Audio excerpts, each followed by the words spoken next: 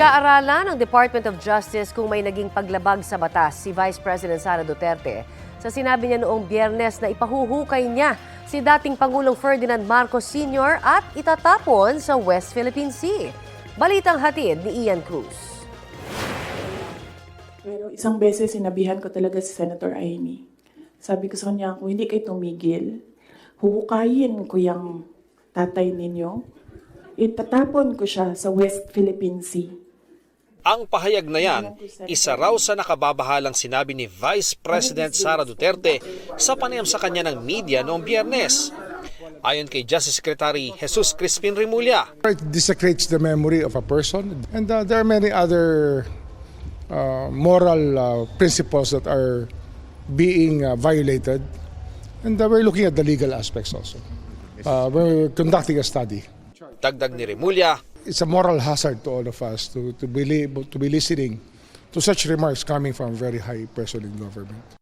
si Ilocos Norte Governor Matthew Marcos Manotoc, ikinagulat ang mga pahayag ng bise na kaibigan ng kanyang inang si Senator Amy Marcos. Nakalulungkot daw na pinepersonal ng bise ang mga bagay, gaya ng sinasabi ng marami, politika lang ito. Partikular naman sa banta ni VP Sara na uhukayin niya ang labi ni dating Pangulong Marcos para itapon sa dagat. Sinabi ni House Quad Committee Co-Chairman Representative Dan Fernandez na pwedeng papanagutin ang bise sa pahayag na ito. Somebody might file a case against her at nobody can prevent that dahil nga wala namang immunity ang ating pong Vice President. Umani rin ang iba't ibang reaksyon ng pahayag na ito ni VP Sara noong Biyernes patungkol kay Pangulong Bongbong Marcos. Imagine myself cutting his head. Sabi ng bise noong Biyernes, naisip niya ito noong dumalo siya sa isang graduation ceremony kung saan hiningi ng isang graduate ang relo ng presidente. Tumanggi raw riyan si Pangulong Marcos, bagay na ikinainis ni VP Sara. Hindi sinabi ng bise kung anong graduation rights ang tinutukoy niya.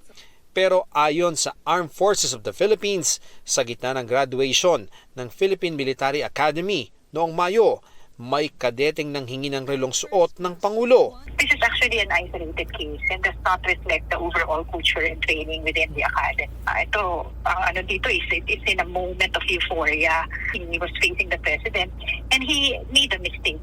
This behavior is neither common nor acceptable.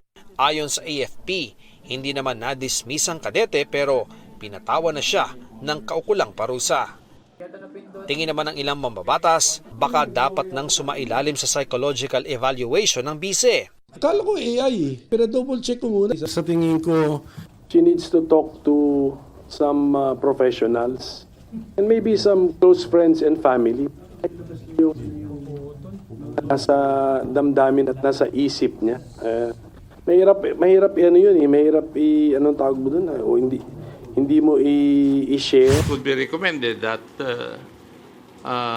she should see a psychologist or psychiatrist.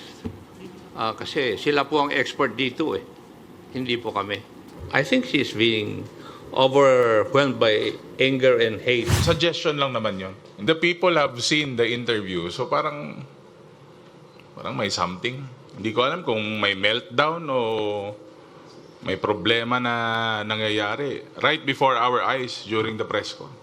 Si House Assistant Majority Leader Jay Conghun, may mas malalim na dahilan kung bakit gusto niyang sumailalim ang bise sa masusing psychological assessment. Ito ay para raw matiyak kung karapat dapat pang maglingkod sa bayan si VP Sara sa ganitong kritikal na posisyon. Ayon naman kay Senador Cynthia Villar. Siyempre galit eh, kung ano-ano na iisip kasi galit. Kasi I think masyado namang pin-prosecute kaya nagagalit. So siguro yun ang reason doon. But sana magbati na lang para walang problema. Ian Cruz nagbabalita para sa GMA Integrated News.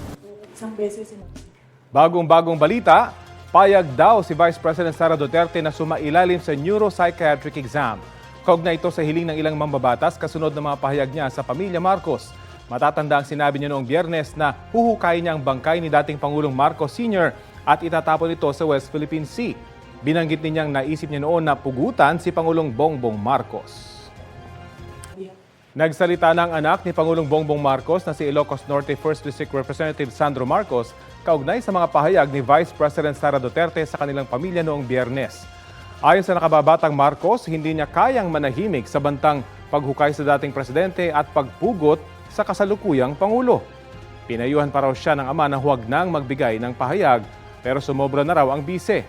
Tinawag ni Congressman Marcos na temper tantrum sa mga pahayag ni Vice President Duterte na anyay pagiging insensitive sa mga yumao at kalupitan sa nabubuhay. Ang pagiging ballistic anya marahil ang ginawang self-therapy ng bise. Paalala raw ito na dapat alagaan ng bawat isa ang sariling mental health. Sa kabila nito, umaasa pa rin daw siyang mahanap ng bise ang anyay peace of mind at mental clarity.